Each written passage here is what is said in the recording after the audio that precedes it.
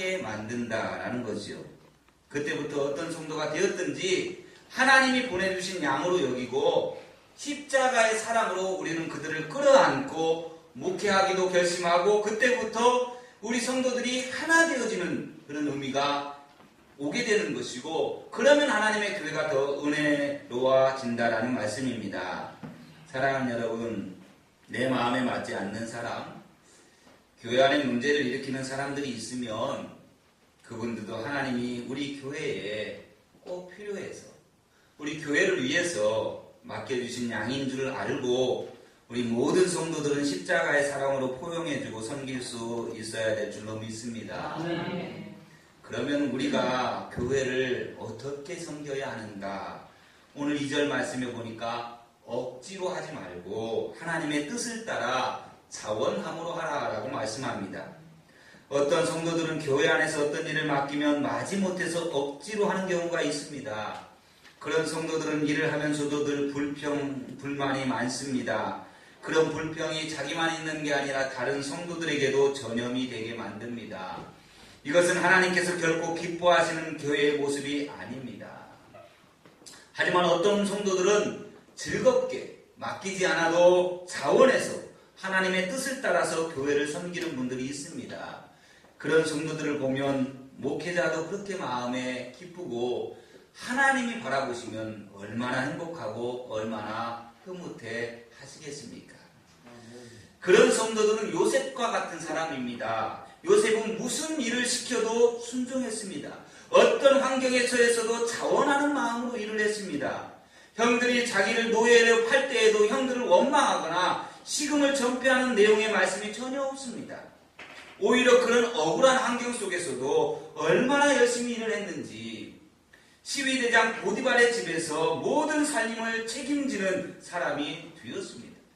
보디발의 아내 때문에 억울하게 누명을 쓰고 감옥에 들어갑니다. 그런데 감옥 안에서도 얼마나 성실하게 일을 했는지 교도소장이 모든 재반 업무를 요셉에게 맡길 정도였습니다. 요셉 때 우리가 똑같은 인간인데 어떻게 불평도 안 하고 원망도 안 했겠습니까? 말할 수 없는 불평과 원망거리가 있었겠죠. 하지만 성경을 보십시오. 요셉을 다룬 내용이 여러분 성경에서 믿음의 조상이라고 불리우는 아브라함을 다룬 그 내용보다도 훨씬 많습니다. 요셉의 내용이 성경 창세기의 거의 4분의 1이 요셉에 관련된 내용입니다. 어떤 환경 속에서도 하나님만 바라보고 일하는 그런 충성스러운 요셉의 모습을 보여주는 겁니다. 형들과 화해를 한 후에 창세기 50장에 보면 그가 이런 유명한 고백을 하고 있습니다. 당신들은 나를 헤아려 하였으나 하나님은 그것을 선으로 바꾸사 오늘과 같이 많은 백성의 생명을 구원하게 하시려 하셨나니라고 고백을 합니다. 모든 것을 하나님께 맡기고 감사하는 요셉의 모습을 볼 수가 있습니다. 이처럼 하나님께서 원하시는 성도는 어떤 환경 속에서도 자원하면서 하나님을 섬기고 충성하는 사람입니다. 때로는 우리가 주님의 일을 할 때에 아무도 알아주지 않는 사람인 것처럼 느껴질 때도 있습니다. 괜히 나만 이렇게 희생하는 거 아닌가? 나만 이렇게 고생하는 거 아닌가라는 생각이 들 때도 있습니다. 하지만 그럴지라도 그런 마음이 든다 할지라도 요셉처럼 하나님 중심의 신앙을 가지고 자원하는 마음으로 충성해 보십시오. 하나님은 우리의 그런 희생의 씨앗을 심어서 30배, 60배, 100배의 열매를 맺게 해주신 줄로 믿습니다. 어느 교회에서 일어난 일이에요. 점심시간가 끝나면 구역별로 돌아가면서 설거지를 합니다. 그런데 이번에는 이 구역에 남자 집사님들이 설거지를 하는데 어떤 한 남자 집사님이 설거지를 도맡아서 하는데 너무 깔끔하게 하는 거예요. 그래 이 여자 집사님들이 감탄을 하는 거예요. 세상에 우리보다 훨씬 더 깨끗하게 설거지를 하는 것을 보면서 아니 집사님은 어떻게 그렇게 설거지를 깨끗하게 하세요?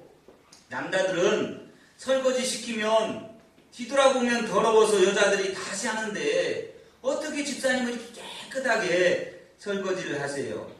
그때 이 남자 집사님이 이렇게 말합니다. 예, 제가 고등학교 때 교회에서 수련회를 갔습니다. 선생님들이 간식 시간에 먹을 토스트를 준비해 놓은 것을 우연히 보았어요.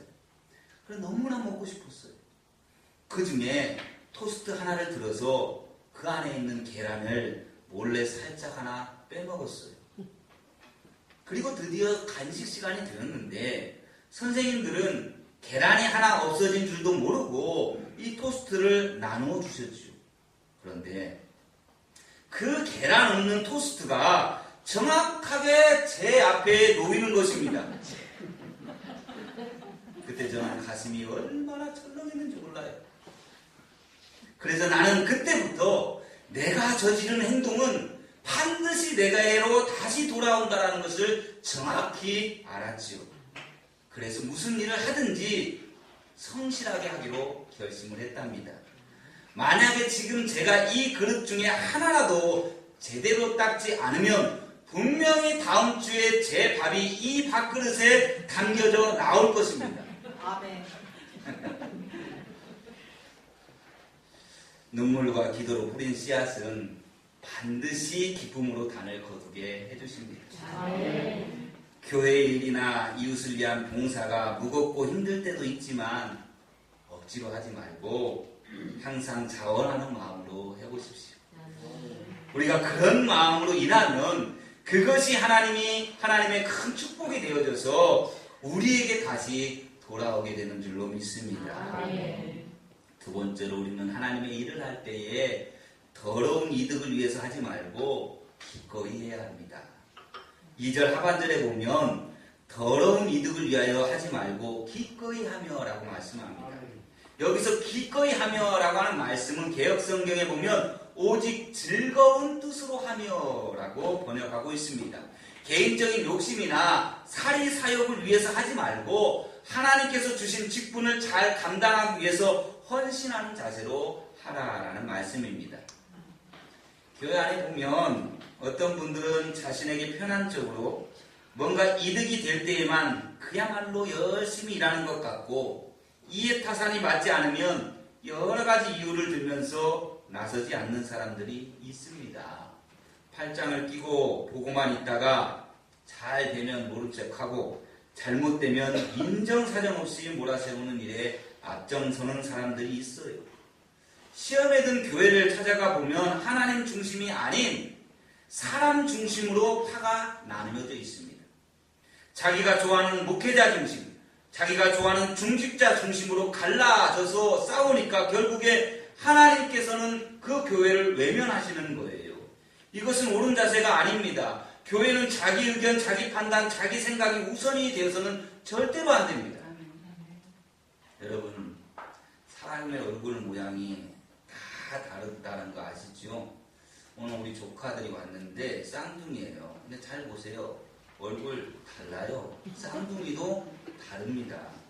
우리 교인들 보면 가끔 희망형하고 여명이를 구분해내지 못하는 분들이 있어요. 그런데 자세히 보십시오. 절대 다른 부분이 한 부분도 없어요. 다 다릅니다. 사람이 10명이면 10가지의 생각을 가지고 있는데 각자의 생각대로 하려고 한다면 그 교회가 어디로 가겠습니까? 그런 교회에 어떻게 문제가 안 생길 수가 있겠습니까? 교회는 오직 하나님의 뜻을 따라서 가야지 그래야만 하나가 될 수가 있는 겁니다. 지금은 고인이 되셨지만 서울 영락교회 한경진 목사님은 아주 권위 있게 목회를 했습니다. 한 번은 당회를 할 때에 목사님이 아주 중요한 문제를 내놓고 이번 일은 이렇게 합시다 라고 제안을 했습니다. 그때 한 장로님께서 목사님 꼭 그렇게 하셔야만 되겠습니까? 라고 반대 의견을 내놓았습니다. 이때 이 목사님이 그 장로님을 뚫어지게 쳐다보았습니다.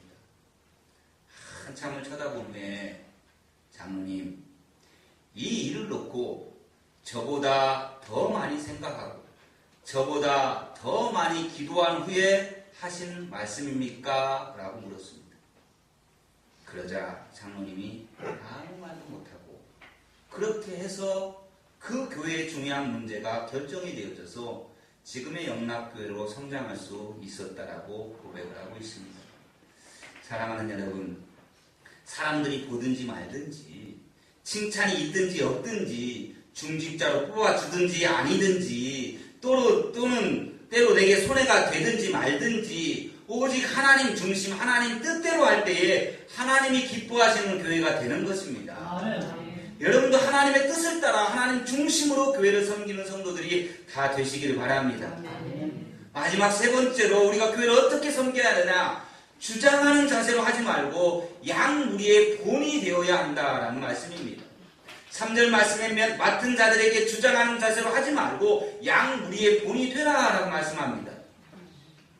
어떤 일꾼은 교회 안에서 손 하나 까딱하지 않고 입으로만 충성하는 분들이 있습니다. 자기 손으로 화장실 청소는 물론이고 교회 바닥에 떨어져 있는 휴지를 한 번도 준 적도 없습니다. 그런 사람들 하나님이 원하시는 일꾼이라고 말할 수 없습니다. 하나님이 원하시는 일꾼은 양무리의 본이 되는 사람입니다. 양무리는 뒤에서 아무리 몽둥이로 유업을 해도 인도가 되지 않습니다. 양무리는 목자가 앞에서 이끌어줄 때에 어디든지 따라가는 겁니다. 여러분, 우리가 부드러운 실이나 끈을 책상에 한번 올려놓고 뒤에서 한번 밀어보십시오. 앞으로 가는지. 안 갑니다. 아무리 밀어도 그 실과 그 끈은 앞으로 나아가지 않는 것과 같은 겁니다. 이렇게 하자 저렇게 하자 말은 해놓고 자기는 하지 않으면 그것은 위선입니다. 절대로 본이 되지 않습니다. 우리는 양무리의 본이 되려면 항상 예수님을 바라보면서 예수님을 닮으려고 노력을 해야 합니다. 이것은 뒤에서 미는 자가 아니라 앞에서 이끌어가는 자가 되어야 한다라는 말씀입니다. 군대에 한 이등병이 있었습니다. 어느 몹시 추운 겨울날에 밖에서 언손을 녹여가면서 찬물로 빨래를 하고 있었습니다. 그때 그곳을 지나가던 소대장이 그 모습을 보고는 안쓰러운 마음이 들었습니다. 김이병, 추운 날씨에 고생이 많다. 저기 취사장에 가서 뜨거운 물을 좀 얻어다가 빨래해라. 김이병은 소대장의 말을 듣고 감사한 마음을 갖고 취사장으로 뜨거운 물을 얻으러 갔습니다. 하지만 취사관의 고참 병사에게 이놈이 군기가 빠졌구만 하는 소리와 함께 눈물나게 얼차례를 받고 뜨거운 물은커녕 호만 나고 돌아왔습니다. 빈손으로 돌아와서 다시 언손을 호호 불어가면서 찬물로 빨래를 계속하고 있을 때에 이번에는 중대장이 지나가면서 찬물로 빨래하는 김이병을 바라봅니다. 중대장 역시도 안쓰러운 마음이 들었습니다. 김이병, 그러다 손에 동상 걸려. 저기 취사장에 가서 뜨거운 물 좀 얻어다가 빨래해라. 김이병은 네, 감사합니다. 그렇게 하겠습니다. 라고 대답은 했지만 이번엔 취사관으로 가지 않고 그냥 앉아서 빨래를 했습니다. 왜? 취사장에 가봤자 뜨거운 물 대신에 기한만 또 호되게 받고 올 것이 뻔했기 때문입니다. 그래서 찬물에 계속해서 호흡 불어가며 빨래를 하고 있는데 이번에는 중년의 인사계의 부사관이 그곳을 지나가다가 찬물로 빨래를 하는 김이병을 발견하고는 발걸음을 멈춥니다. 그리고는 김이병을 향하여서 한마디 합니다. 김이병, 내가 좀 세수를 하려고 한다. 그러니까 저기 취사장에 가서 취사병에게 지금 부사관님이 세수를 하려고 하니 큰 대야에 뜨거운 물을 좀 받아오라고 하십니다. 라고 말을 하고 뜨거운 물을 받아오느라. 이 말을 들은 김이병은 빨래하던 손을 멈추고 취사관으로 달려갔습니다. 그리고 취사관에게 그대로 보고하고는 뜨거운 물을 큰 대야에 가득 받아왔습니다. 이 인사계 부사관은 김이병, 그 물로 언손을 녹여가면서 빨래해라. 빨래하기에는 충분한 양은 아니지만 그래도 동상은 걸리지 않을 것이다 라는 말을 남기고 길을 갔습니다. 소대장과 중대장 그리고 부사관, 이 세 명의 상급자 모두가 신병을 배려하는 마음이 있었습니다. 하지만 상대방 입장에서 상황을 제대로 파악하고 부하에게 부담을 주지 않고도 부하에게 꼭 필요한 도움을 준 사람은 단 한 사람뿐입니다. 배려한다라는 거, 이것은 그 사람의 입장에서 서 있는 것이 배려입니다. 배려하기 위해서 초인의 의지나 성자의 헌신이 필요한 것이 아닙니다. 나의 생활 속에서 작은 말 한마디나 작은 실천으로 충분한 겁니다.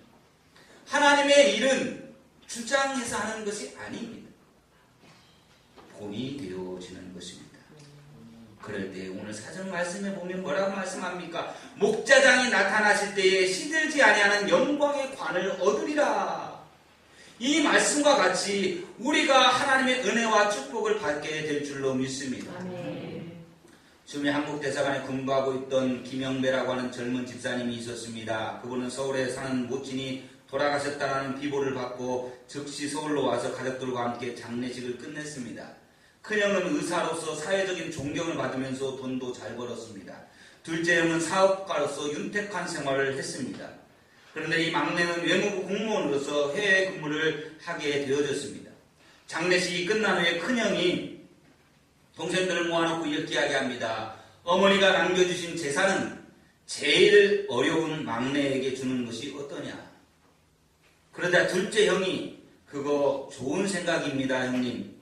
그 재산은 막내에게 줍시다 라고 찬성을 합니다. 그러자 막내 동생이 이렇게 말합니다. 형님들 그것은 절대로 안 될 말씀입니다. 재산은 당연히 장자인 큰형이 맡든지 아니면 사업하는 둘째 형이 맡아야지 어떻게 막내가 그것을 맡겠습니까? 좀 대단한 집안 아닙니까? 때는 부럽기도 하지요. 그런데 여기서 끝나는 게 아니라 더 대단한 것이 그러면서 막내 동생이 말하기를 형님들 사실 제가 원하는 것 꼭 갖고 싶은 것은 따로 있습니다. 형들은 궁금했습니다. 도대체 네가 정말 원하는 것이 뭐냐라고 큰형이 묻자 막내 동생이 말합니다. 제가 정말 가지고 싶은 것은 어머니가 평생 동안 보시던 성경책입니다 라고 대답을 했습니다. 그러자 큰형이 화를 내면서 말합니다. 그것은 안 될 말이지. 그거야말로 당연히 장자인 내가 가져야지. 그러자 둘째가 말합니다. 아니 그것을 왜 반드시 장자에게만 가야 한다는 법이 어디 있습니까? 저도 어머니의 성경책을 마음에 두고 있었습니다. 그때 막내 동생이 그래도 두 형님들은 언제나 어머니가 묻혀 계신 고국 땅에 계시지 않습니까? 저는 해외로 떠도는 몸이니 어머니를 모시고 다니듯이 어머니의 성경책을 가지고 다니면서 읽으려고 그러니까 저에게 주십시오. 그러자 이 두 형은 동생을 끌어안고 펑펑 울었습니다. 이 광경을 바라보고 있던 모든 식구들이 따라서 울었습니다. 요즘 형제들 사이에 부모의 재산 때문에 싸우고 심지어는 법정에 고소하는 경우도 얼마나 많습니까?